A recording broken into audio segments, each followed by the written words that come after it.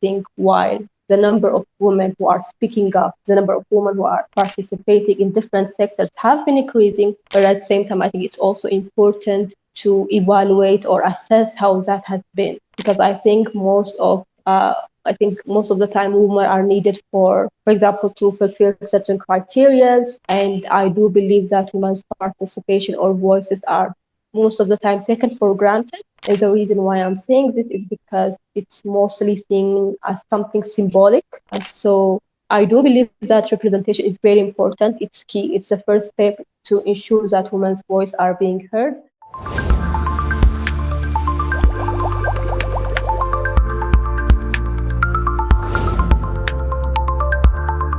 Bismillahir Rahmanir Rahim. Salamu alaikum wa rahmatullah. Sister, I wish you have a good day today. Thank you. I hope you have a very good day too. Thank you so much.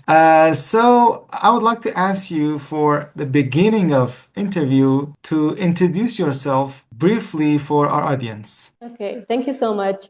So my name is Halifet Ayemohammed Yusuf. I am an Ethiopian. I was born and raised in Saudi Arabia, specifically in Jeddah. I am currently working as a law lecturer here in Ethiopia in Wolo University. I'm also working as a research associate for Addis Ababa University Institute for Peace and Security Studies. I am also further working as a human rights officer for the Ethiopian Human Rights Commission. Thank you. Okay, that's great. Thank you so much for accepting our invitation. Without any hesitation, I would like to start the questions.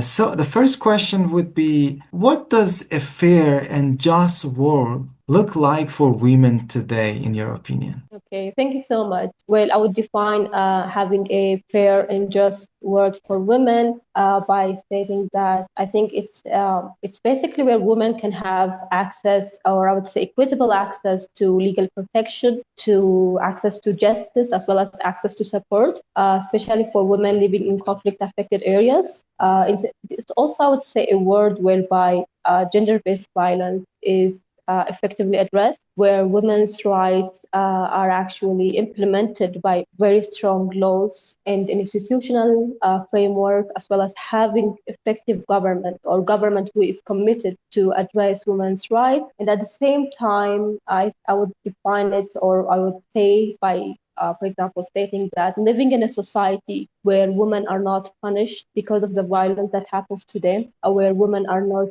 shamed because of the violence that happened to them, or even defined by the violence that happens to them, and instead where society encourages women to seek support, to seek justice, and to seek compensation for the wrongs that happen to them. But at the same time, I think it's also important to highlight or to mention that most of the time, for example, when we talk about women, we tend to look at them as a homogeneous group. But then I think it's also important to go further by, I think maybe starting by defining which kind of woman are we talking about, because women come from different social-cultural backgrounds, from different religious backgrounds, ethnic background, and because of their multiple identities, I think they tend to experience or face different kind of challenges, different kind of needs, and it's important to recognize those differences in order to address their specific challenge as well as their unique needs. Yeah. Okay, great. The next question would be,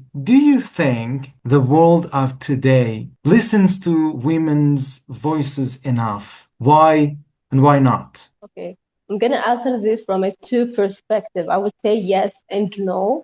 I think most of the time lawyers tend to answer a question by saying it depends. I'm no longer using that, but I would say yes and no, because I would say yes because I think the world is now getting used to hearing women's voice. But then the reason why I'm saying no is because I think while the number of women who are speaking up, the number of women who are participating in different sectors have been increasing, but at the same time, I think it's also important to evaluate or assess how that has been, because I think most of the time women are needed for example, to fulfill certain criteria, and I do believe that women's participation or voices are most of the time taken for granted. And the reason why I'm saying this is because it's mostly seen as something symbolic. And so I do believe that representation is very important. It's key. It's the first step to ensure that women's voice are being heard. But are they being heard enough? I really have doubts on that, because in order to make sure that women's voice are being heard, in addition to ensuring their participation, I think it's also important to address or to enable an environment where women's voice are not being attacked, or where women are not being punished just because of the fact that they are speaking.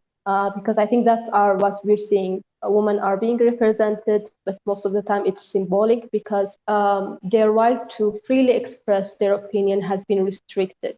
So they are represented, but at the same time, their voice are not being heard enough, because the reason why they are participating is just for symbolic things, and this is what limits women's participation and limits women's voice from being heard, because the real deep-rooted challenges are not being still addressed, which are related to inequality, to discrimination, as well as cultural norms that continue to discourage women from speaking up. Thank you. Thank you so much for your thoughtful answer. I would like to ask you some words, okay, to mention these words. And please let me know what comes to your mind as just one sentence that first comes to your mind when you hear that word, right? Okay. Muslim woman. I think I would say strength or Okay, power. great. Overlooked power, I would say. Okay, great. Islamic feminism. Misunderstood. Justice. Maybe equity? Yeah. Yeah. Okay, great. And the last one, hijab. Fight. Fight. Great. Yes. Great. Thank you so much. That was really interesting to talk to you. Do you have any final word to say to our audience? I think first I would like to start by thanking your institute, because I think the reason why I said misunderstood when it comes to Islamic feminism is because I'm someone who talks about Islamic feminism everywhere I go, and I think the reason why it's misunderstood is, I think it's intentionally. And the reason why I say that it's intentionally is because of the fact that no one really wants to talk about how faiths, especially Islamic religion, stands for women. And this is coming not only from people who doesn't know the religion, it's also coming from people who know the religion. And to talk about Islamic feminism, to teach about Islamic feminism in a time where speaking up about specifically Muslim women's rights is very difficult. And the fact that you are doing this is really great. And I do hope that as I would say, the general advice that I will give to the audience is to go back to the Quran and the Sunnah. I think that's what Prophet Muhammad left us with, because most of the time, because I'm also teaching gender and the law, I'm also teaching Islamic law, and I have seen that there's a lot of contradiction when it comes to Muslim women's rights in line with the sources of Islamic law. You have different contradiction of laws, primary laws with secondary laws, and you have the hierarchy of law. So I think it's very important for people whenever they feel like there's a conflict in terms of what they know from the primary source of Islamic law and what the people are practicing, especially religious people. It's very important to go back to the Quran and the Sunnah. Thank you.